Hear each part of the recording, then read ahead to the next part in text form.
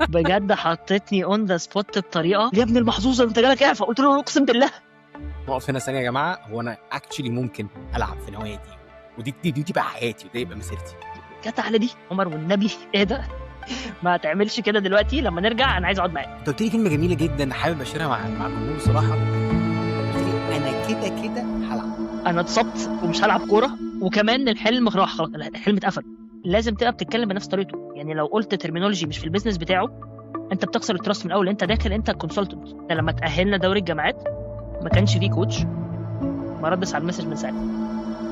مهند had this idea, he sparked it in you but you were already prepared. في اخر سنه بس الموضوع بدا يماتيريالايز. مفيش حاجه بتحصل في حياتي غيره هي الخير ايا كان. عجبني قوي معيار، خلاص حطيت راسك على المخده، راضي يا صاحبي ولا مش راضي.